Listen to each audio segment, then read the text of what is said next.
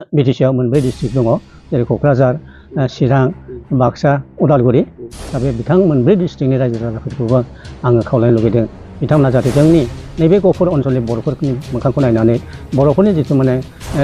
आबसु आन्दलनाव जिथु माने सेक्रिफाइस खालामनाय थै गारनाय नैबे खोथाखौ गोथौयै साननानै बिथांमोना जाहाथे अननानै गतिके बे खेबाव बेफोरनि माबायाव सावगारियाव भट होनानै इउपिपिएलखौ देरहाहोनानै नैबे जोंनि गहपुरनि जिथु सिमां बे सिमांखौ जाफुंहोनो थाखाय बिथांमोनखौ आरो खेबसेबाव आं गुरैयै खावलायहरबावनाय जाबाय। आंनि मुङा मुसे धनेस्वर गयारि आं आलुफ्रा गामिनि आरो आं सासे रेडिअ आर्टिस्टमोन दा रेडिअ आर्टिस्टनि जेबो माबा डकुमेन्टसफोर गैला दा आं नैबे जोंनि गहपुरनि माखासे जारिमिनारि माबाखौ आं सुंद'यै बुंनो नागिरबाय जे बड'लेण्ड सोरजिनायनि बेलायाव जोंनि गहपुरा थैथां नाजादोंमोन नाजानानै न' बां 1989 मायथाइयाव न' बां सावख्रेबजाबाय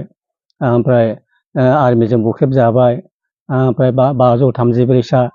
बर' फिसाफ्रा मुंख्लं जानांबाय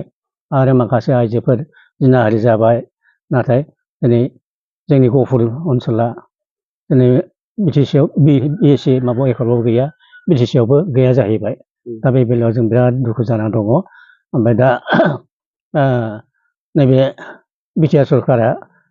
सान्थि बिटिआर एकर्ड जानानै दा जोंनि गहपुरखौ बे बिटिआरआ जोंखौ सोसनबाय नाथाय बहायबो जों गोजोननाय गैया मानो होनब्ला जोंहा दासिमबो 90%आनो जानो बिटिआर हाबनो दंबावो दा बेनिखायनो नैबे जोंनि माने माखासे उननि खामानि मावनो गोनां जेरै जोंनि हा हुनि खोथा दङ स्कुलनि खोथा दङ लामा सामानि खोथा दङ ओमफ्राय नैबे जोंनि माखासे 90% बर'फोरखौ जेरै माने लखिमपुरसिम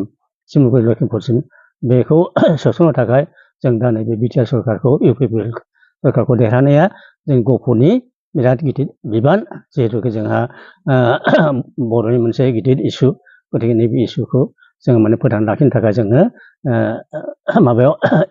इउपिपिएल सरकाराव जों भटखौ होनानै देरहाहोनाया जोंनि गहपुर ओनसोलनि एबा जोंनि सनितपुर आरो बिश्वनाथनि बर' रायजोफोरनि गिदिर दायथ' बिटिसिआ खेबनै एकर्ड जाबाय नोंथांमोननि क'क्राझार ओमफ्राय चिरां बाक्सा उदालगुरि बारा नङाबाबो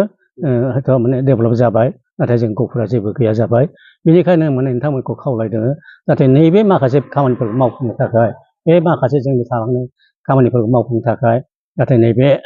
फैगोन 22 बिसायख'थियाव नोंथांमोनखौ आं खावलायदों जाहाथे नोंथांमोनाबो बे खेबनि थाखाय नोंथांमोनाबो मोनबाय बे इउपिपिएलआव भट होनानै देरहाहोनानै नैबे थालांनाय माखासे जोंनि गहपुरनि बर'फोरखौ सहाय खालामनो थाखाय आं नोंथांखौ गुरै खावलायबाय आरो आं आसा खालामो नोंथांमोना जाहाथे